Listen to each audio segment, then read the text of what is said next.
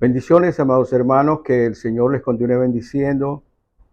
Es grato poder estar reunidos en el nombre del Señor y dándole gracias por esta oportunidad que tenemos de escuchar su maravillosa palabra. En estos tiempos que vivimos es cuando más debemos nosotros no solamente escuchar la palabra, tenemos que escudriñarla, pedir al Señor que nos dé las fuerzas que necesitamos para ponerla en práctica. Tenemos que entender que en nosotros no está el obedecer. Solamente a través de la misericordia de Dios nos pone ese plus para que tomemos la decisión de poder obedecer a todo lo que el Señor nos ha establecido. Siempre ha sido de esta manera. Así que te invito para que te unas en oración conmigo, para que le demos gracias al Señor y que hoy nuestro corazón se ensanche, que hoy nuestro corazón se amplíe, que hoy podamos nosotros comprender claramente por qué razón nosotros seguimos a Jesucristo. Padre bueno, gracias te doy por tu misericordia, por tu amor, por este día tan especial para todos, el día del Señor. Hoy nosotros te buscamos y te buscamos con aliento, Señor, con deseos, con ganas de que tú seas, Señor, hablándonos, porque tu palabra es clara y dice que la verdad nos hará libres. Y nosotros necesitamos, Señor, la verdad. No necesitamos una religión. Tú viniste, Señor, a predicar la verdad de Dios para toda la humanidad. Y nosotros estamos aquí como esa humanidad sedienta de esa verdad para que podamos nosotros, Señor, configurar adecuadamente nuestros pensamientos y poder tomar las decisiones, Señor, que una persona llena de Cristo debe tomar. Inclina tu oído, Señor, a nosotros en esta mañana y derrama de tu gracia sobre cada uno de nosotros que estamos aquí sedientos de ti. Padre mío, llena a mis hermanos de tu Santo Espíritu. Que sea el Espíritu Santo hoy guiándonos y guiándonos en la verdad tuya para que podamos afianzarnos, para que podamos solidificarnos, para que podamos establecernos y afirmarnos en ti, Jesucristo, el único fundamento dado por Dios para toda la humanidad. En ti nosotros, Señor, somos libres. En ti nosotros, Señor, estamos en tus manos protegidos. En ti nosotros, Señor, alcanzamos, Señor, el poder llegar a los cielos. Gracias te doy en esta mañana en Cristo Jesús. Amén y amén. Amados, hemos estado tocando en este tiempo una serie que lleva por título Etiquetas. Son como una serie de, digamos, de sobrenombres que a veces colocamos a las personas en virtud de sus ocupaciones, en virtud de, digamos, de lo que hacen, en virtud de las características de ellos. Hoy vamos a culminar este tema y el título de la predicación de este día es El Cristo. Yo te invito para que abras tu Biblia en el libro de Mateo, en el capítulo 16, Evangelio de Mateo, capítulo 16. Vamos a leer los versículos del 13 al 18 y la palabra del Señor dice de esta manera. Viniendo Jesús a la región de Cesarea de Filipo, preguntó a sus discípulos diciendo, ¿quién dicen los hombres que es el Hijo del Hombre? Ellos dijeron, unos Juan el Bautista, otros Elías y otros Jeremías o algunos de los profetas. Él les dijo, ¿y vosotros? ¿Quién decís que soy yo? Respondiendo Simón Pedro dijo, tú eres el Cristo, el Hijo del Dios viviente. Entonces le respondió Jesús, bienaventurado eres, Simón, hijo de Jonás, porque no te lo reveló carne ni sangre, sino mi Padre que está en los cielos. Y yo también te digo que tú eres Pedro, y sobre esta roca edificaré mi iglesia, y las puertas del Hades no prevalecerán contra ella. Amado, esta es la palabra de Dios. Y creo que esto es grande porque realmente el poder comprender esta etiqueta que tenía Jesús nos permite verdaderamente valorar si estamos nosotros creyendo a la verdad en lo que debemos creer. Había una serie de situaciones en aquel momento y todos querían definir a Jesús y todavía es el mismo, ¿qué te digo? La misma situación se está viviendo. Otras religiones que no lo siguen a él como él es en verdad, dicen que era un profeta. De hecho, hasta los mismos judíos que no han aceptado a Cristo dicen de que él era un profeta, que era un maestro, pero no reconocen en verdad lo que realmente es él en su naturaleza. Y creo que esto es lo que nosotros debemos hoy conocer, debemos asimilar y debemos nosotros reforzar en nuestro entendimiento si queremos tener una vida victoriosa. Dios quiere que nosotros podamos tener una vida victoriosa y por eso la razón de esa pregunta que el Señor le transfiere a todos sus discípulos. ¿Quiénes dicen ustedes que yo soy? Ahora esa pregunta es transferida para ti, esa pregunta es transferida para todos los creyentes. ¿Quién decimos que es Jesucristo? ¿Quién decimos que es Él? Entonces aquí vemos como Pedro dice algo y utiliza, por así decirlo, una etiqueta muy particular y dice, tú eres el Cristo, tú eres el Hijo del Dios viviente. Cuando nosotros miramos a la Biblia, nos damos cuenta que al Señor Jesucristo se le llama de muchas formas. Nosotros podemos encontrar palabras como el Salvador, el Señor. Podemos encontrar como la luz del mundo, el pan de vida. Podemos encontrar como el Maestro, como el Alfa y el Omega, como el Rey de Reyes, como el Señor de Señores, como el Redentor, como la vid verdadera, como el Cordero de Dios. Pero realmente hay un nombre que condensa precisamente lo que Jesucristo es y lo que Jesucristo es para nosotros. No solamente Él en su condición y en su dignidad, en las funciones que tiene o tenía que hacer en aquel momento, sino que también nos muestra lo que Él tiene preparado para todos nosotros, para todos aquellos que creen en esas dignidades que tiene Jesucristo. A veces de pronto nos preguntamos, ¿Jesucristo quiere decir tal vez que ese es el apellido de Él? No, Cristo no es el apellido de Él. De hecho, cuando nosotros miramos esa palabra, está más o menos una cantidad de unas 500 y tantas veces en el Nuevo Testamento, dándole la connotación de importancia que esta etiqueta, el Cristo, tiene con Él, con el Señor Jesucristo. Por eso nos preguntamos, ¿qué es lo que significa entonces esta palabra Cristo? La palabra Cristo es una expresión griega que traduce el simbolismo hebreo de Mesías y ambas significan el ungido. La palabra ungido, la palabra el ungido quiere decir el autorizado, el aquel que tiene toda la autoridad. En aquel momento, en el pueblo de Israel, las costumbres de este pueblo se daba que a ciertas dignidades, ciertas personas que iban a llevar a cabo ciertas funciones, era necesario que fueran ungidos. Y eran, por ejemplo, 3 funciones específicas en donde ameritaban o demandaban que fueran ungidos. El caso, por ejemplo, de los profetas. Nosotros nos damos cuenta cómo Elías unge a Eliseo para que pudiera cumplir con su ministerio. También los sacerdotes debían ser ungidos. Moisés ungió a su hermano Aarón como el sacerdote de Israel. También los reyes. Nos damos cuenta cómo Samuel ungió a David para que pudiera ser el rey de Israel.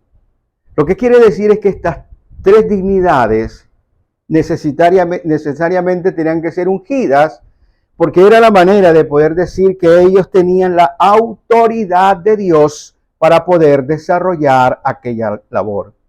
Ahora, lo que nosotros encontramos en Jesús, en el Cristo, es que Él fue ungido para que pudiera cumplir con estas 3 dignidades. Lo que nosotros estamos viendo en Jesús es que en Él se condensa todo el poder y la autoridad de Dios para poder hacer ejercicio de esa autoridad sobre los hombres aquí en la tierra. O sea que nosotros podemos ver a Jesús cumpliendo la función de profeta, cumpliendo la función de sacerdote y cumpliendo la función de rey. Y creo que es esto lo que nosotros debemos comprender. Creo que lo que nosotros debemos abrirnos en nuestra mente a entender es la posición que Jesucristo tiene delante de nosotros y cuál debe ser la responsabilidad que nosotros tenemos con Él. Porque vuelvo y te repito, Él no vino a expresarnos una religión. Él vino a expresarnos la verdad que nos hace libre. Vino a mostrarnos que aquel tiempo se había cumplido en donde Dios había tomado una decisión de poder enviar a su Hijo para que pudiera cumplir con esas funciones que eran necesarias aquí en la tierra para que los hombres fueran emancipados del pecado. Y creo que eso es lo que nosotros tenemos que entender. ¿Quién realmente es Jesús? ¿Quién realmente es Él para que nosotros podamos seguirle? Entonces creo que la pregunta indicada en esta mañana que tenemos que hacernos es que ¿qué incidencia tienen estas tres dignidades de Jesús para nosotros?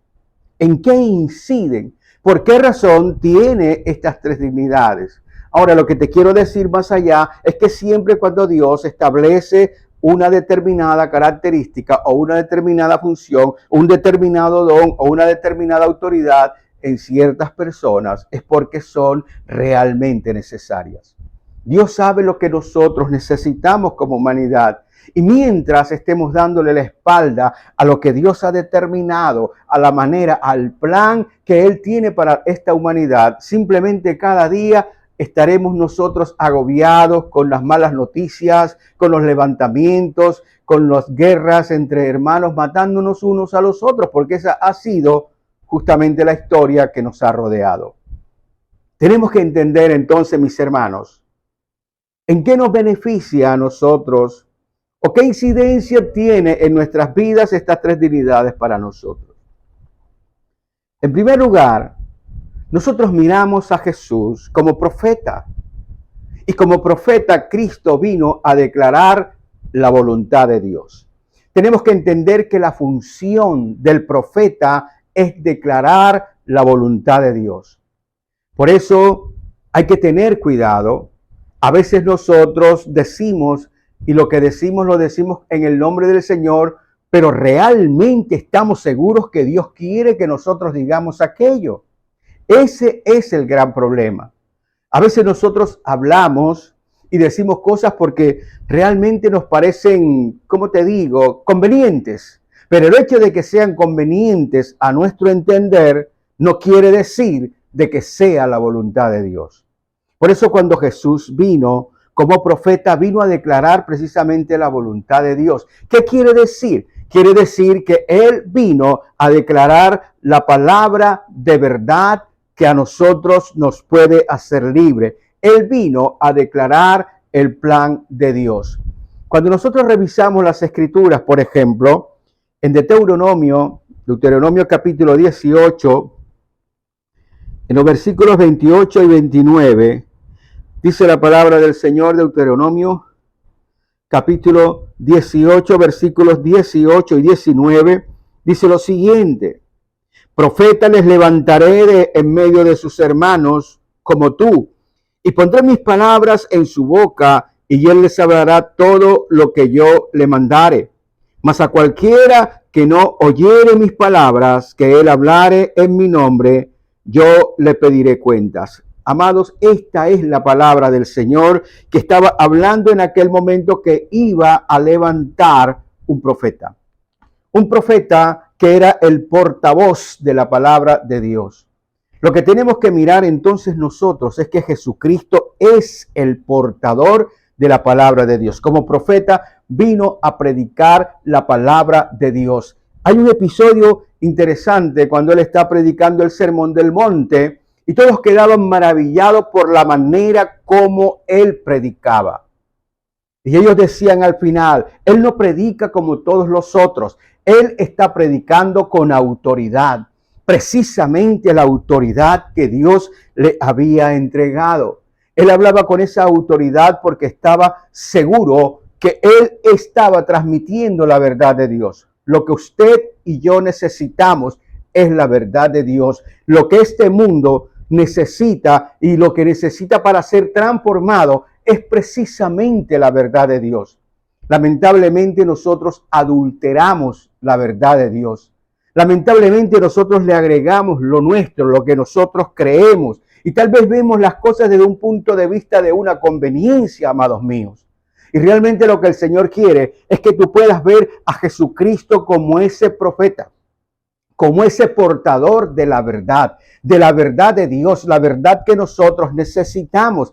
No interesa que de pronto aquello en algún momento pueda causarnos cierto escozor o no nos puede a nosotros gustar. Realmente lo que nosotros necesitamos es esa verdad para poder ser libres. ¿Y cómo quiere decir que seamos libres? Cuando nosotros entendemos que aquello que se nos está diciendo, aquello que ha revelado Dios a través de Jesucristo, a través de ese ministerio de Él aquí en la tierra, nos está indicando lo que nosotros debemos comenzar a cambiar. Porque nosotros no nos vemos, nosotros no nos percibimos, nosotros nos vemos como personas buenas, nosotros nos vemos como personas que no hacemos daño a nadie, que somos buena gente, que estamos tan bien, pero mira las condiciones del mundo, todas las cosas como están. Hoy estamos viviendo en zozobras, en angustias, porque no hemos entendido que lo que estamos haciendo es incorrecto. Él ha venido a mostrarnos el rostro de Dios. Él ha venido a mostrarnos la palabra de Dios. Por eso dice las cosas que mi Padre decía, las cosas que mi Padre me dice, son las cosas que yo a ustedes les hablo. Estaba diciendo claramente que Él es el verbo de Dios.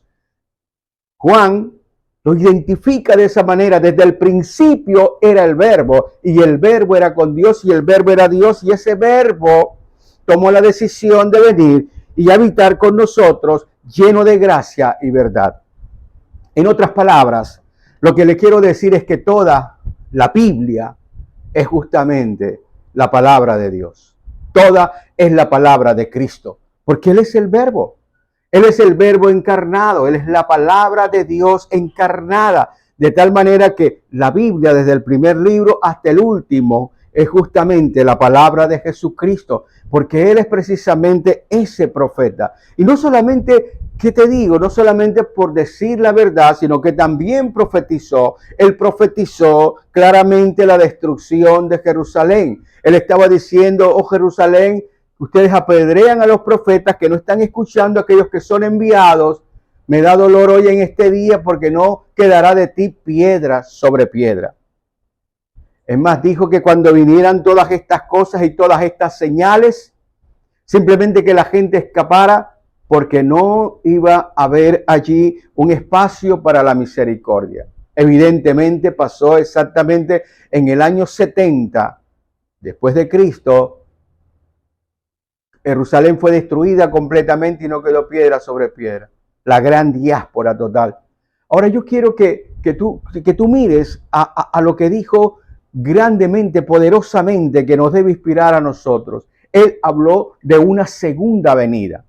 Tal vez nosotros tomamos esto a menos porque de pronto estamos diciendo, muchas voces se levantan porque somos bastante, ¿qué te digo? Somos bastante ligeros para decir las cosas. Ya Cristo viene, ya está a la vuelta, ya falta poco, ya. Y entonces en estas situaciones estamos escuchando eso hace cualquier cantidad de años y simplemente cuando uno dice tanto algo, pierde el valor de su verdad. El Señor va a venir cuando tenga que venir. La palabra dice claramente que Él vendrá como ladrón en la noche. O sea que vendrá cuando menos tú lo estés esperando. El ladrón entra a tu casa y no te va a mandar una nota y te va a decir voy a ir tal día a tal hora a meterme a tu casa. Simplemente llega de sorpresa. Igualmente lo que el Señor está diciendo es eso. Él va a regresar y va a regresar por todos. Dice que Él fue a preparar moradas y vendrá por todos aquellos para que en el lugar donde Él esté, nosotros estemos. Pero dice algo importante. Dice de que al final se van a separar cabras de ovejas. Va a haber una gran separación y está indicando que no todos van a poder accesar, sino aquellos que han aceptado ese plan de Dios. Por eso Él vino en esa condición de ser ese profeta portador de la palabra. Lo que usted necesita y lo que yo necesito es alimentarnos de la palabra de Dios. Alimentarnos de la palabra de Dios quiere decir alimentarnos de la verdad de Dios. Y cuando nosotros nos alimentamos de la verdad de Dios, entonces somos libres de todas esas series de argumentos que nos están rodeando, que provienen del mundo y de esos deseos que emanan de nuestra carne. Y Dios quiere que tú tengas la perspectiva clara, que puedas entender cómo tienes que vivir aquí en esta tierra. La única manera en que tú puedes realmente disfrutar de la libertad de Cristo en tu vida es como cuando tú lo recibes como esa palabra que es necesaria para tu vida. O puedes llamarlo de otra manera, puedes decirle cuando tú lo recibes como ese instructivo que Dios quiere que tú tengas en tu vida. No que tengas una vida religiosa. ¿De qué te vale tener una vida religiosa si tú sigues en lo mismo? Si sigues caminando de la misma manera como has caminado todo el tiempo. Eso no podemos nosotros llevarlo a cabo. Su misión, su dignidad como profeta es llevarnos a mostrarnos la verdad y la realidad de Dios. Dicho con claras palabras, que nos deberíamos arrepentir porque el reino de los cielos se ha acercado. Todavía el reino de los cielos se ha acercado a nosotros. Todo lo que es el paréntesis de la gracia está abierto todavía, pero va a llegar un momento en que se cerrará y entonces ya no habrá más tiempo para esas personas. En segundo lugar, nosotros nos damos cuenta, además de esa dignidad de Cristo, también fungido para que Él sea nuestro alto sacerdote. Y lo que quiere decir realmente esto es que el Señor quiere que tú tengas seguridad de tu salvación. Las cosas han sido determinadas de esta manera para que haya una seguridad. Imagínate, esto aconteció algo así por allá como casi 2030 años por allá rayando, más o menos pasó esto, 2028 años, pasó todas estas situaciones y de pronto tú comienzas a pensar, ¿será que realmente esto es correcto? ¿Será que es verdad esto del asunto de la salvación? Mucha gente piensa así. Y de hecho aún nosotros como cristianos tenemos la libertad de poder preguntarnos algunas cosas que a veces de pronto tenemos ciertas dudas. Pero es importante que nosotros entendamos cuál fue el propósito de esta dignidad de Cristo cuando se habla de que Él es el sumo sacerdote. Dios había determinado que cada año se hicieran sacrificios para que el pueblo pudiera entrar en un arrepentimiento de sus pecados y el Señor a través de aquellos sacrificios de animales, entonces Él perdonara sus pecados y tenían otra vez otro año por delante para que nuevamente al año siguiente otra vez volver a hacer lo mismo. El Señor dijo, ya es tiempo de que haya un solo sacrificio, un final de los sacrificios de una vez y por siempre. Mira lo que dice la palabra en el libro de los Hebreos, en el capítulo 9, Pablo, que se le atribuye la hechura de este libro, dice lo siguiente, Hebreos capítulo 9, versículo 11 al 14. Pero cuando ya presente Cristo, mira lo que utiliza.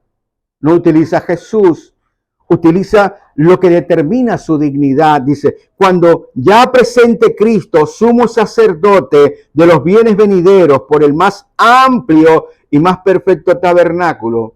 Imagínate, no hecho de manos, es decir, no de esta creación, y por sangre, y no por sangre de machos cabríos ni de becerros, sino por su propia sangre entró una vez para siempre en el lugar santísimo, habiendo obtenido eterna redención, porque si la sangre de los toros y de los machos cabríos y las cenizas de la becerra rociadas a los inmundos santificaban para la purificación de la carne, cuánto más la sangre de Cristo, el cual mediante el Espíritu Eterno se ofreció a sí mismo y sin manchas a Dios, limpiará vuestras conciencias de obras muertas para que sirváis al Dios vivo?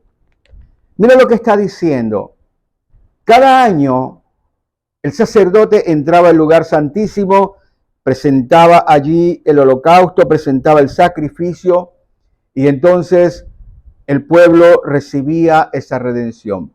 Pero dice que en el tiempo de la gracia, que es cuando viene Jesús, entonces la dignidad de Él es que es nuestro sumo sacerdote. Y para Dios mostrarnos a nosotros la calidad de su amor, la calidad de su benevolencia y su misericordia para con la raza humana, manda a Cristo y Él se convierte en el verdadero sacrificio. El sacrificio tenía que tener un valor muy grande por encima de la vida humana. Y resulta que por eso era que simplemente estos animales no podían copar esa condición. Pero Él sí podía llenarla siendo el Hijo de Dios. De tal manera que es Él mismo el que toma la decisión y se da en sacrificio para el perdón de nuestros pecados, para que nosotros podamos tener redención de pecados por siempre, una vez que nosotros aceptamos ese sacrificio para nosotros. De la misma manera como nosotros hemos venido con una marca por el pecado, sin haberla nosotros hecho mérito para ello, igualmente el Señor en su gracia infinita determina que hay una solución a través de Cristo sin que nosotros hayamos hecho ningún mérito para ello.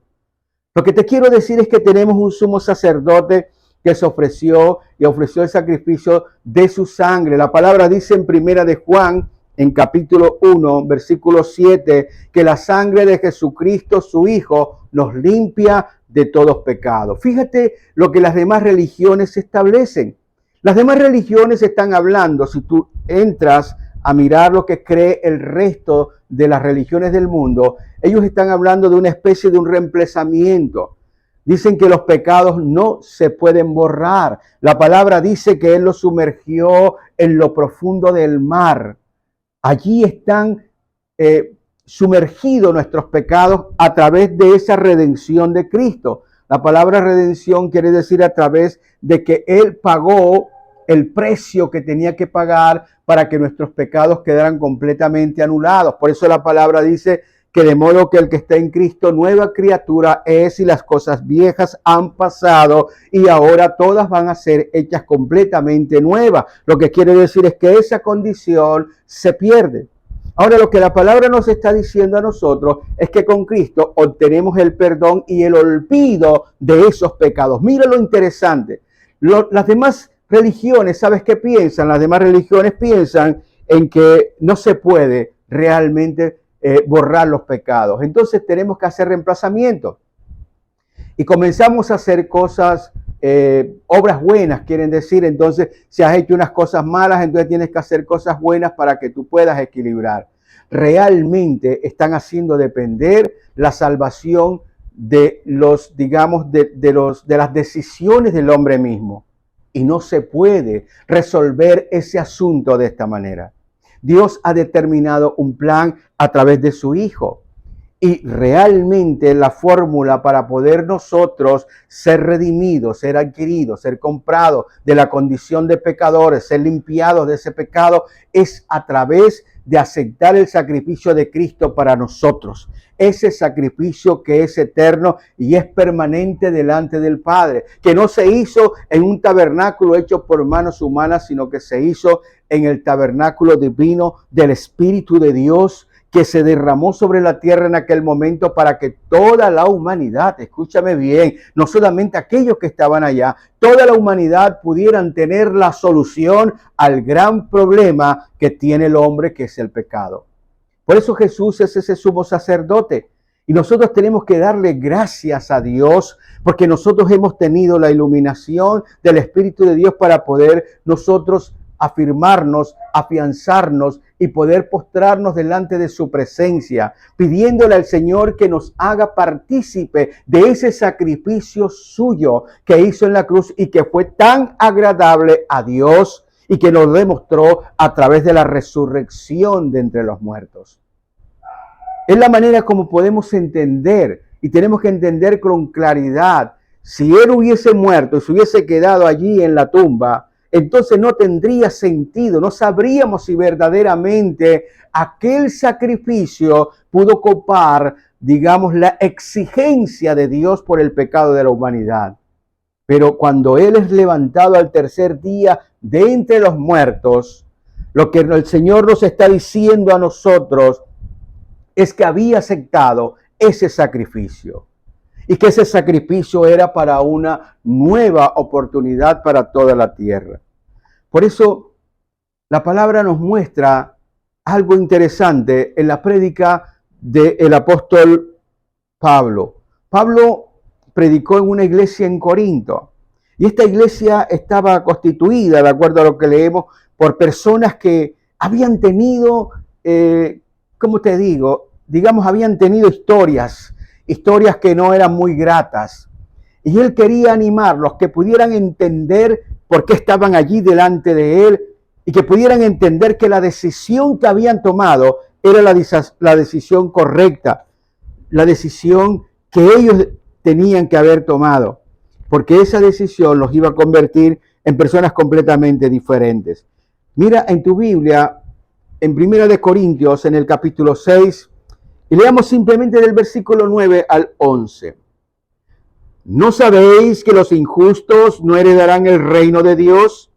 No erréis, ni los fornicarios, ni los idólatras, ni los adúlteros, ni los afeminados, ni los que se echan con varones, ni los ladrones, ni los ávaros, ni los borrachos, ni los maldicientes, ni los estafadores heredarán el reino de Dios. Ahora escucha lo que dice el versículo 11. Y esto erais algunos, mas ya habéis sido lavados, ya habéis sido santificados, ya habéis sido justificados en el nombre del Señor Jesús y por el Espíritu de nuestro Dios. Cuando nosotros recibimos ese sacrificio de Cristo,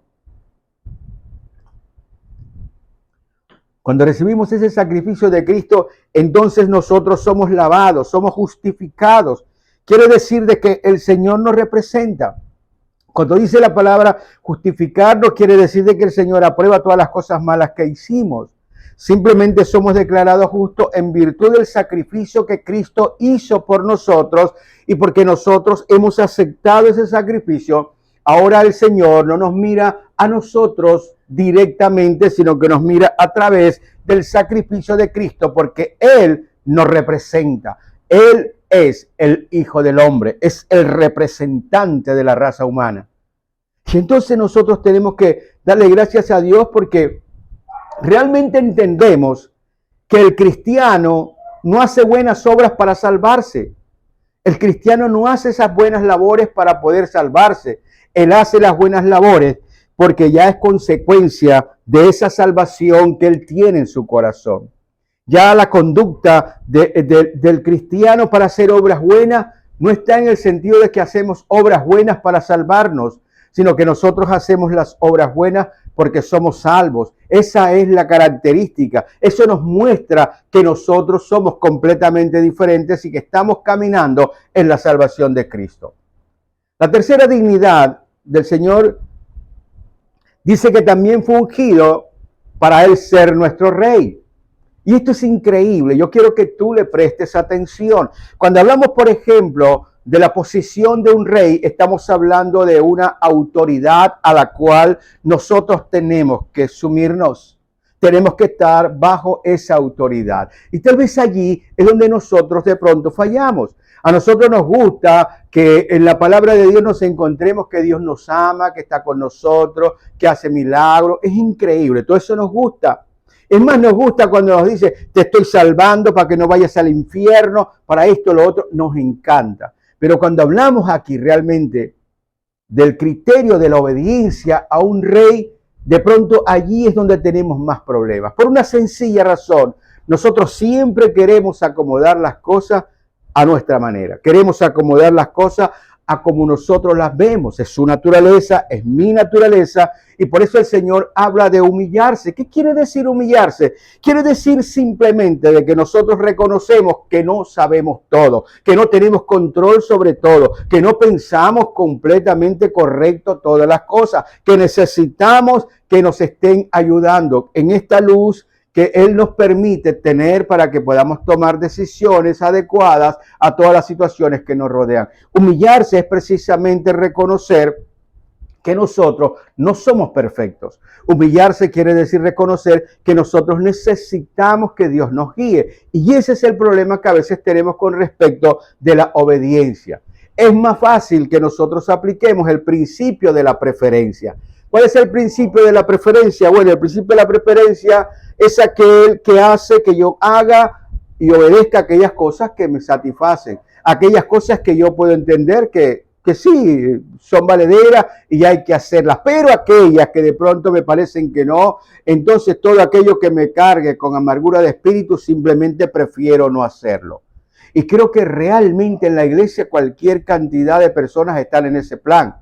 No sé qué porcentaje, pero yo creo que es un porcentaje altísimo. Nosotros estamos obedeciendo por partes. El problema que tenemos es que no hemos entendido de la majestad de la posición de Cristo en nuestra vida.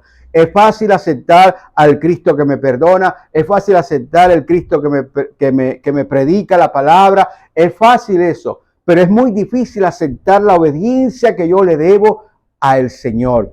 Él es el Rey de Reyes y Señor de señores. Tal vez no te guste, tal vez no te agrade esta posición y a muchas personas no les gusta, porque no queremos tener a alguien que esté por encima de nosotros, pero Él es el que regenta no solamente esta humanidad, Él regenta todo el universo, así no nos parezca.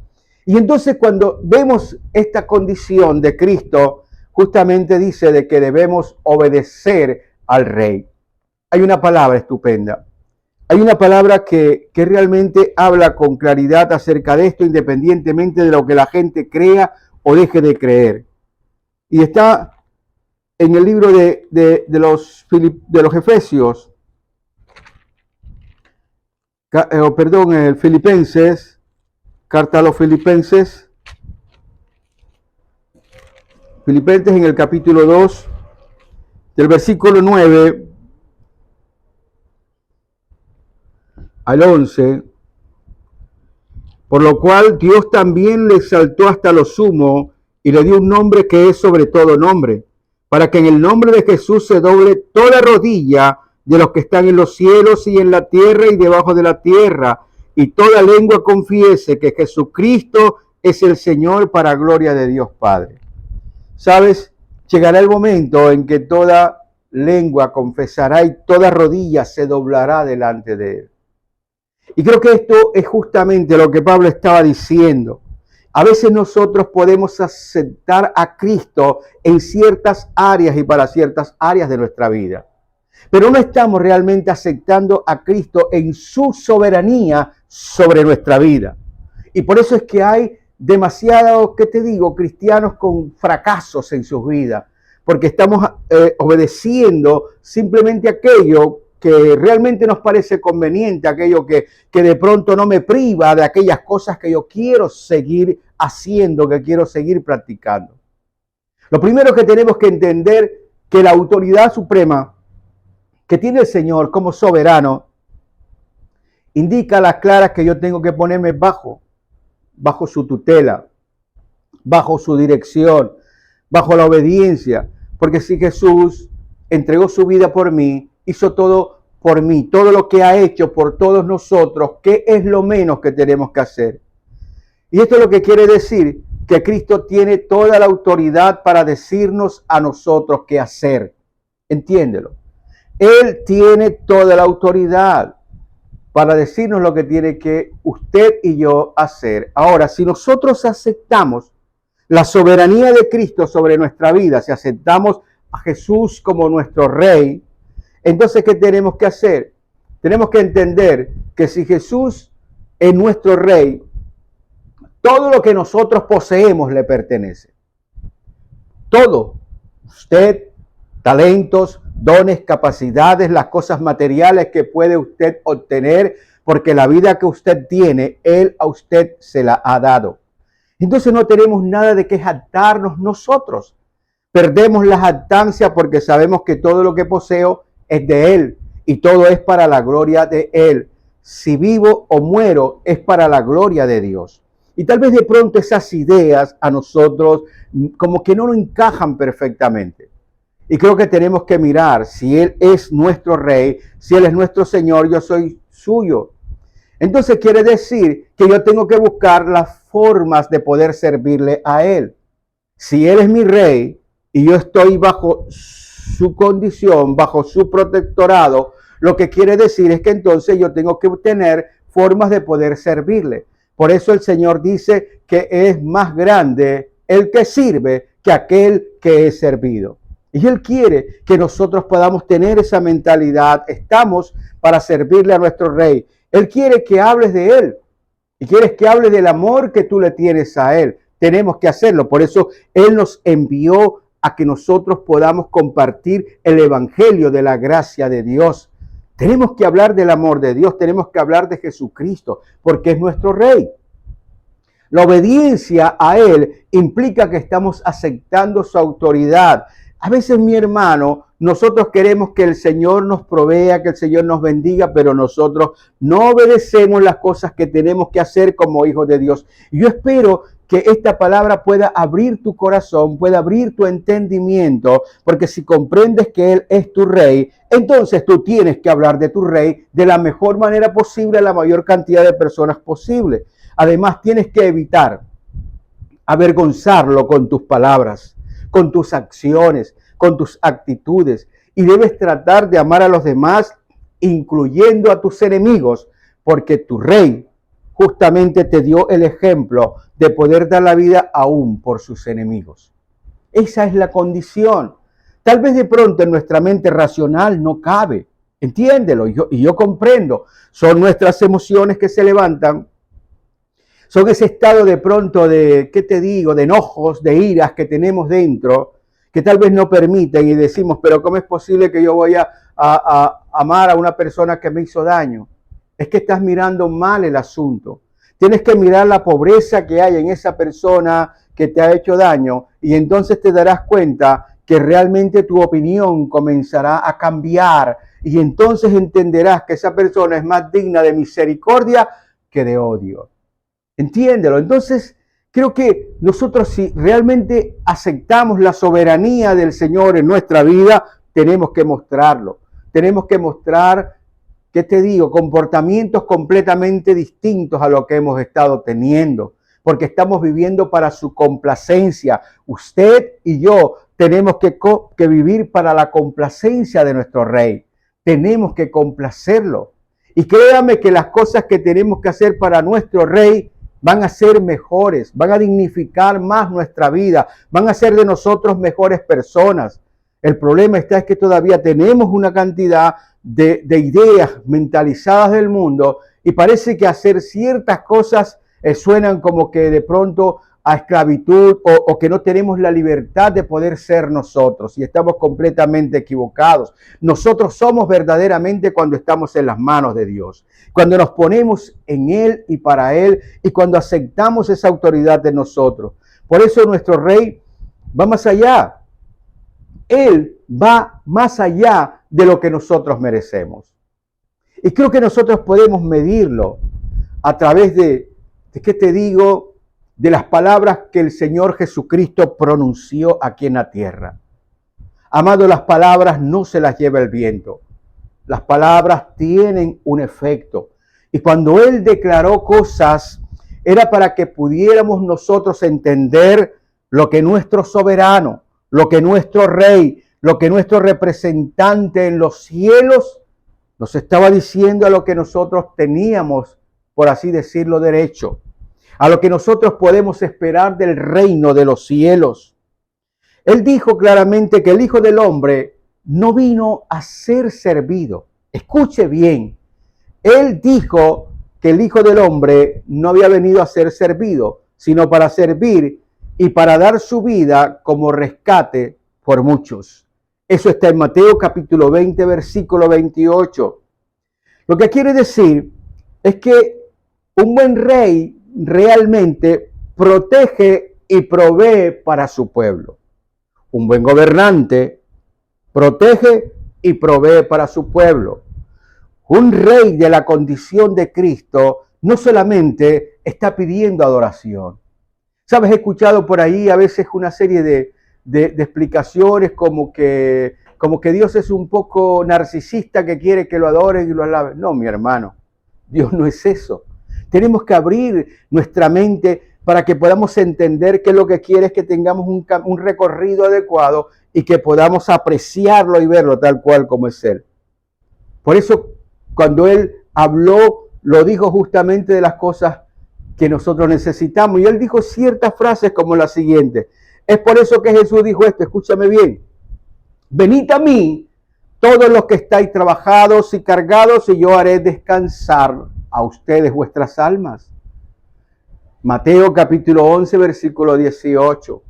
¿Sabes qué dijo? Buscad primeramente el reino de Dios y su justicia, y todas esas cosas os serán añadidas. A veces estamos buscando las añadiduras y nos desgastamos nuestra vida buscando el pan, buscando esto, la ropa, aquello. Y el Señor dice, busca primero lo más importante, que es el reino de Dios. Busca el reino de tu rey y verás que tu rey entonces te dará todas esas añadiduras que tú necesitas. El Señor dijo, y yo te digo, pide y se os dará, buscad y hallaréis, llamad y se os abrirá. Él mismo dijo eso. La oración es la manera como yo puedo realmente ponerme en contacto con el Señor, y a través de la fe en Él, el soberano me provee lo que estoy necesitando. El Señor dijo, vine para que tengan vida y tenerla en abundancia. Dijo, yo soy el buen pastor y el buen pastor da su vida por las ovejas. Él quiere que tú puedas disfrutar la vida. La vida tienes que entender cuando tú comprendes que caminando con Él, cada situación, los obstáculos se van a convertir en algo deleitoso para ti, porque vas a buscar la manera, el ingenio de poder resolverlo junto con el Señor, y cada situación que supera te va a hacer sentir más fuerte y vas a crecer más en el Espíritu. ¿Qué más dijo el Señor? Te he dicho estas cosas para que en mí puedas tener paz. En este mundo vas a tener aflicciones, pero anímate porque yo he vencido al mundo. Lo que te está diciendo es que en cada situación en la cual te vas a enfrentar, porque siempre el mundo va a ser como es, las condiciones van a ser exactamente iguales. Pero Él te está diciendo, no te martirices, no te afanes, no te angustias, porque yo te voy a ayudar a resolver todos los asuntos. Eso es lo que hace un gran rey.